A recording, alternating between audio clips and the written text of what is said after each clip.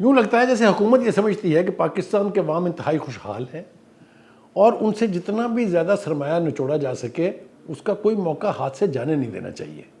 نئی خبر آ گئی ہے یہ کہ پٹرول کی قیمتیں اب جو ہیں وہ روزانہ کی بنیاد پر جیسے کرنسی اور سونے کی قیمتیں طے ہوتی ہیں اسی طرح ہوا کریں گی۔ میرے خیال سے اس سے زیادہ تباہ کن صورتحال کوئی ہو نہیں سکتی ہے، اس لیے کہ ایک تو یہ کہ پٹرول کی قیمتوں کے اثرات عام آدمی پر فوری طور پر یعنی اثر انداز ہوتے ہیں۔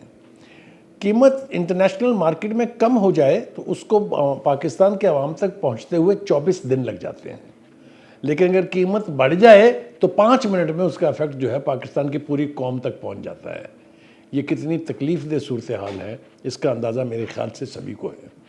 ہمارے پیٹرولیم منسٹر جو ہے علی پرویز ملک صاحب، ان کا خیال یہ ہے کہ یہ ہم جو فیصلہ کر رہے ہیں یہ تکلیف دہ تو ہوگا مگر اے چلو، یعنی پنجابی زبان کہتے ہیں اے پگتو۔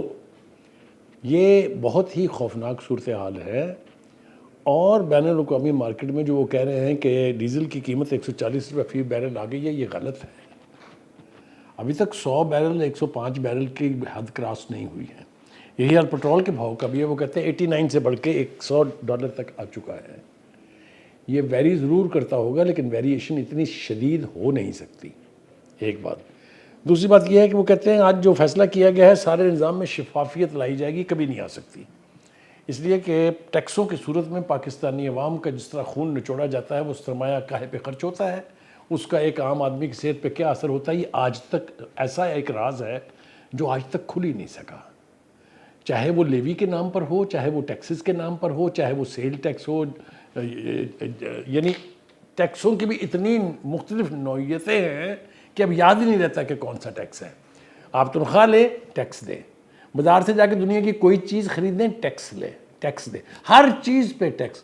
تو مجھے تو یہی سمجھ میں نہیں آتی کہ ایک عام آدمی کتنے 100 ٹیکس دیتا ہے صبح سے شام تک، اور ایک دن سے لے کے مہینے کے 30 دن تک۔ یہ تو ہے صورتحال۔ یہ فیصلہ جو ہے، کیا یہ صحیح فیصلہ ہے؟ کیا یہ درست سمت میں فیصلہ ہے؟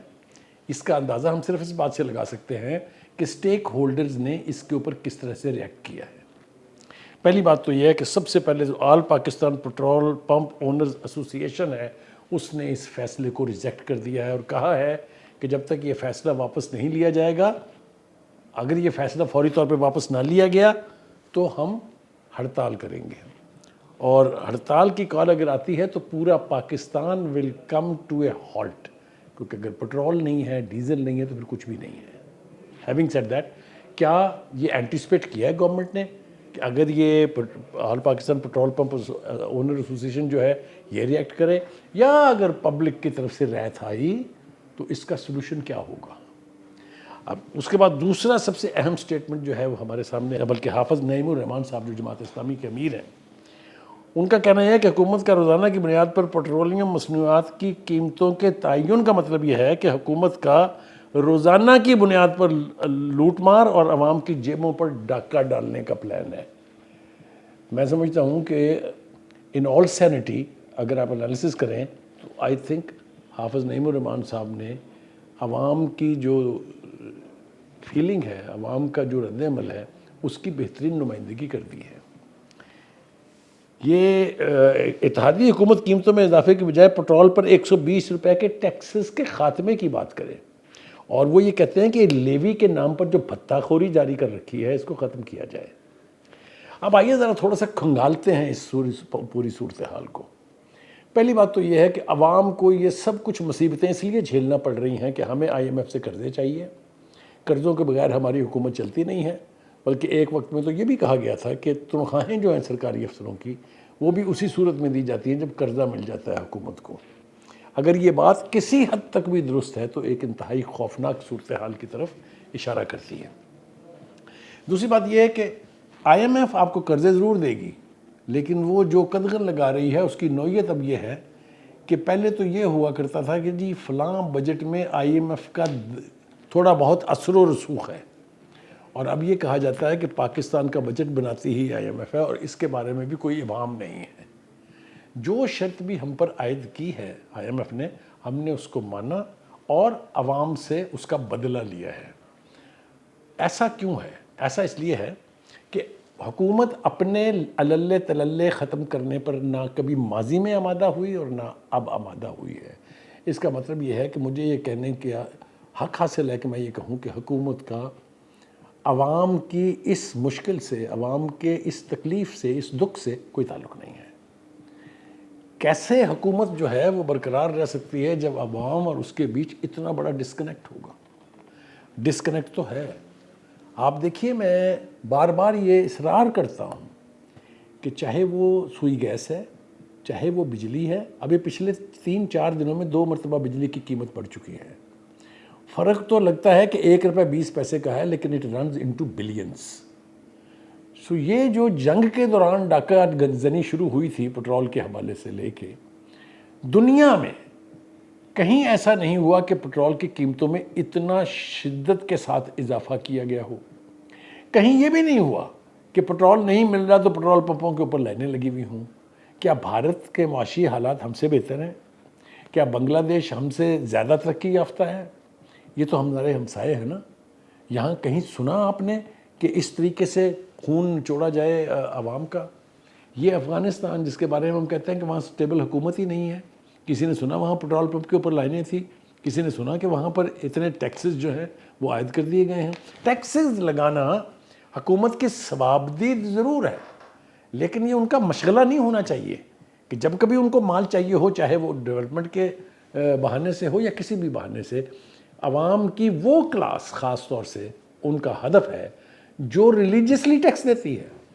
ایک عام آدمی، ایک عام تنخواہ دار آدمی جو اس پاپولیشن کا سب سے بڑا حصہ ہے، سب سے بڑا ٹیکس پیئر ہے، اور جو بھی اینٹی پیپلز فیصلہ ہے سب سے پہلے وہی کلاس جو ہے اس کا شکار ہوتی ہے۔ یہ سلسلہ کب تک جاری رہے گا؟ اور جتنی مرضی اس کی تعویلات آپ لے آئیں، دا فیکٹ ریمینز کہ حکومت کی پالیسیوں کی وجہ سے، حکومت کے طریقہ کار کی وجہ سے، اور میں تو یہاں تک کہوں گا کہ حکومت کے وتیرے کی وجہ سے عوام الناس کی زندگی دوبر ہے، محال ہے۔